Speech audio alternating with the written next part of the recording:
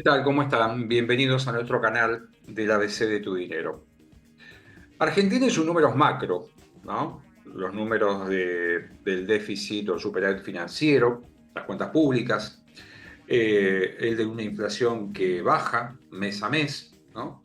Donde hay efectos también en la economía real, sin duda, en el nivel de actividad, en el nivel de empleo, en la pérdida por adquisitivo de los salarios, pero hay un mundo de inversiones donde también uno pensaría que está fluyendo todo bien en algunos puntos, pero en otros se están generando algunas distorsiones que me parece que está bueno, por lo menos que uno entienda el por qué pasan determinadas cosas, ¿no? Después, como siempre, uno elegirá por su cuenta, se asesorará, buscará de qué manera ser más efectivo, no tener sorpresas y finalmente elegir dentro del menú, no muy amplio, de alternativas que hay de inversiones, cuál es aquella que se adecua mejor a sus objetivos y a su perfil de riesgo. Hoy vamos a hablar de las obligaciones negociables en dólares, ¿sí? Vamos a ver algunos temas que me parece que es interesante que los entendamos, ¿sí? Así que vamos a compartir esta presentación donde, aparte de repasar algunos conceptos muy básicos, vamos a hablar del tema de impuestos también. ¿Por qué no? Porque uno cuando invierte tiene que saber, me parece que el tratamiento impositivo, al menos en los impuestos que pueden gravar tanto la renta como el capital. Está claro que la tenencia de dólares, ¿sí? El atesoramiento de dólares, el guardarlos, no es negocio. Es decir, que hay que buscar alternativas que ofrezcan un rendimiento con un nivel de riesgo razonable. Argentina tiene, sabemos que es un país donde se habla mucho de la fuga de capitales, pero la fuga de capitales no es llevarse los capitales al exterior exclusivamente, sino también salir de un sistema, ¿sí? Salir del sistema, por ejemplo, sacar los dólares de una caja de ahorro y tenemos en una caja de seguridad, por ejemplo, también es fugar dólares, sacar los dólares de juego, diría yo. Entonces, muchas veces no encontramos esas opciones. Y ahí aparece, junto con lo que podríamos llamar la deuda pública, la deuda privada, la deuda que emiten empresas, generalmente grandes empresas, de algunos sectores a veces también concentradas, en dólares.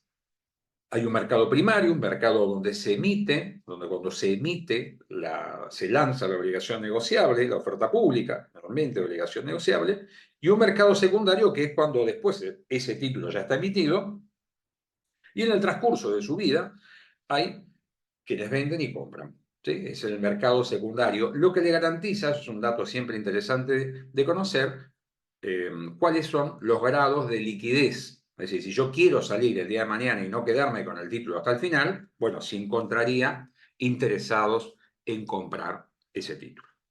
Hasta ahí, bien. Esto sería el por qué sí. Hay que recordar otro tema, que no solamente aquellos que tienen los dólares, sino que los que tienen pesos y quieren dolarizarse, generalmente las inversiones no son muy significativas, es decir, que entras con poco. Uno dice, bueno, esto es una operación reservada a inversores medianos grandes, también los pequeños inversores pueden ir armando sus carteras o buscando fondos comunes de inversión que tengan en su cartera deuda corporativa, ¿sí? Deuda de empresas en dólares.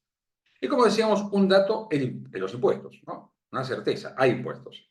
Por ahora, la renta de las obligaciones negociables en dólares está exenta del impuesto a las ganancias, pero el capital, ¿sí? El monto del bono que vos comprás, está grabado en bienes personales. ¿Sí? Renta exenta, capital grabado en bienes personales.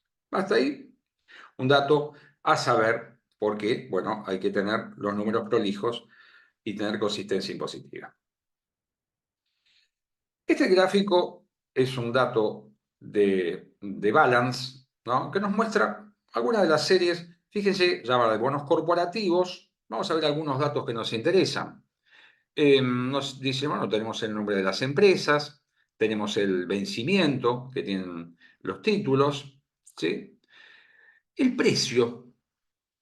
Vos pagarías, desde acá tenés, por ejemplo, Central Puerto tiene una obligación negociable que vence el 17 de octubre del 2025, por ejemplo, que paga una renta semestral, que es un tipo de amortización al final de la vida. Es decir, que el capital vos siempre vas a cobrar, por ejemplo, si compras un bono de 100, vas a cobrar siempre intereses semestrales con la tasa del 10% anual, ¿sí? Sobre un capital de 100. ¿Por qué? Porque nunca va a amortizar capital, salvo al final, ¿no? Otras no, van amortizando, tienen esquemas de pago de renta y de pago de amortizaciones con una periodicidad, ¿no? No al final. Ese es un dato también que a la hora de seleccionar qué tipo de obligación negociable o de inversión vas a entrar, bueno, si vos estás apostando a un flujo, tenés que saber cómo se comporta ese flujo. Pero fijémonos en estos datos, ¿no? Que empiezan a ser interesantes. La tasa es del 10%, alta, uno podría decir, para la media de hoy, pero si uno se fija, miren, Arcor paga 8,25, Pampa Energía 9,5, son obligaciones negociables que uno podría decir que a medida que se empieza a extender el tiempo, la tasa sube, ¿sí? Pero me parece que los datos acá no. Acá, en el 2031, Aeropuertos Argentina 2008,5, es una obligación negociable que vence en el 2031 con amortizaciones trimestrales. Bueno, ahí tenés las distintas frecuencias, que sería tema para explorar, pero este es el dato interesante, ¿no? El dato del precio que se paga. Es decir, como hay una demanda muy elevada de este tipo de inversiones, ¿sí? Algo parecido a lo que ocurre con los bonos SER, ¿no? Con los bonos SER. Eh, los precios que se pagan por un bono de 100, se puede pagar un precio más alto, 100, 105. Por ejemplo, ¿no? Acá tenemos valores por encima de 100, 108, 112, 113. ¿Sí? Algunos que hayan tenido amortizaciones, por lo tanto pueden estar por debajo, porque ha tenido amortizaciones y son más cercanas, ¿verdad? Los vencimientos finales son más cercanos. Pero concentrémonos en este tramo, ¿no? En este tramo. Precios más altos, tasa de interés, pero cuando mirás esto que es el rendimiento del título, ¿sí? El rendimiento sensiblemente más bajo que, sensiblemente más bajo que la tasa de interés que vos vas a cobrar. ¿Por qué pasa esto? De vuelta, porque vos pagás por algo que vale 100 un precio más alto. Consecuentemente, vos vas a cobrar intereses sobre los $100 que compraste a un precio más caro, por lo tanto, el rendimiento final que te va a quedar va a ser menor. Sí, este dato es un dato que a medida que uno dice, bueno, me voy extendiendo en el plazo, las cosas funcionan al revés, simplemente por una cuestión de horizonte de inversión, valor tiempo del dinero, ¿sí? Y que cuanto más largo es, bueno, se supone que el rendimiento, uno puede decir, es más alto, sí, pero acá, por ejemplo, esta obligación negociable de YPF que paga el 7%, rinde 8,8, pero vence a final del 2033 casi, ¿no? En el tercer trimestre de 2033, a pesar de que tenga amortizaciones periódicas. Es decir, que ese tema del precio que estamos pagando por las obligaciones negociables, por invertir en obligaciones negociables, es un asunto para nada menor, ¿verdad? Ahora, ¿producto de qué es esto? ¿Por qué alguien estaría dispuesto a pagar por algo más de lo que vale en principio? Es decir, ¿cuál es el atractivo? Y en definitiva, jugando contra el rendimiento que va a obtener, no a la tasa que le van a pagar, sino al rendimiento final que va a tener. Y acá pareciera nuevamente que el gran culpable o responsable de esto es el tema del cepo, porque fijémonos qué es lo que pasa. El cepo lo que hace es limitar, de alguna manera, los movimientos de divisas, consecuentemente las opciones de inversión, y también distorsiona las tasas, ¿sí? Las tasas. Fijémonos en esto, ¿no?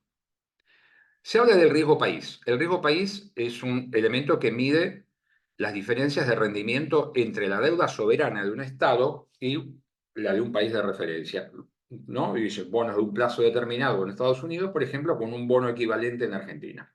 Hoy está entre los 1.100 y 1.200 puntos, entre 11 y 12% anual. ¿Vale? Más la tasa. 11, 12 puntos de diferencia. Ahora, ¿qué pasa con el comportamiento que tienen las obligaciones negociables hoy? Las empresas se ven muy favorecidas porque están pagando tasas incluso menores a las que paga el Tesoro de los Estados Unidos. ¿Por qué? Porque hay muchos dólares, no saben a dónde ir, sobrecompramos algunas inversiones y eso hace que el rendimiento baje, la tasa baja y eso es lo que está sucediendo. ¿Se entiende, no? Las empresas locales están encontrando oportunidades de financiamiento más baratas que el Tesoro de los Estados Unidos. Suena bastante difícil. Como decíamos, perdón, las más cortas, los rendimientos son menores, las más largas, ahí hay un dato también que es más complejo todavía de determinar. Siempre se está hablando de que la Reserva Federal en Estados Unidos va a bajar las tasas de interés, no sabemos cuándo porque se viene postergando esta decisión. Eso podría ser también un factor de atractivo. Pero el cepo es de alguna manera el gran culpable o responsable de que estas distorsiones se trasladen al mercado de capitales. Los rendimientos son moderados, 3-4% te puede quedar anual, ¿sí? 3-4% anual. La inflación en Estados Unidos está en el orden del 3,5, 3,7%. ¿Sí? Es mejor seguramente que algo que vamos a comentar ahora, ¿no? Fíjate que incluso las distorsiones hacen que si vos tenés una deuda emitida bajo legislación argentina, rinde más esa que la que tenés, rinde menos, perdón, que la que tenés emitida bajo legislación americana. Es decir, todo un mundo al revés. Entonces, estos factores, todo este conjunto de factores hacen que los precios de estas deudas sean muy altas, ¿no? Hay otras cosas para analizar también, es decir, qué empresas son, porque no todas las empresas claramente, como veíamos, hay empresas de energía, empresas de alimentación, ¿sí? Mucha energía, pero los precios, como decimos, son altos. La pregunta es, ¿qué pasaría si salimos del cepo? Algún día será, ¿verdad? Algún día saldremos del cepo. ¿Y esto qué podría producir? Bueno, posiblemente que en ese momento aparezcan otras opciones, se descomprima el mercado, los dólares busquen otros destinos, no los pocos que le ofrecen hoy, los dólares grandes por lo menos, y esta situación vuelva a entrar en un terreno de normalidad. Es decir, estamos realmente muy sobrecomprados en obligaciones negociables, ¿no? Depende cuando uno entró. Entonces, uno podría decir, con este panorama de rendimientos moderados, ¿sí? No de rendimientos a la tasa que dice, es decir, a la tasa que te pagan, pero no el rendimiento que obtenés en consecuencia, ¿a quién le puede interesar? Y bueno, aquel que tiene dólares MEP y no sabe qué hacer, lo tiene en la cuenta comitente de un broker y no sabe qué hacer. Al que tiene dinero en una caja de ahorro en dólares y no sabe qué hacer, ahí no le está pagando nada, literalmente nada. Sí, muy poco, solo 10 anual le estará pagando con mucha suerte. A los muy conservadores es un flujo que tiene un riesgo asociado, el riesgo del emisor, de la empresa, que está calificada respecto a su riesgo. Son empresas grandes, uno elige el sector, pero bueno, es una inversión para un conservador, salvo que estés apostando a estas variaciones de precio. Y aquellos que piensan en el largo plazo, ¿por qué? Por esto también que decíamos, ¿no? ¿Qué pasa si la tasa en Estados Unidos baja? Esta tasa que están pagando hoy pueda ser más atractiva en un mundo donde las tasas empiecen a caer. Así que ese es un dato.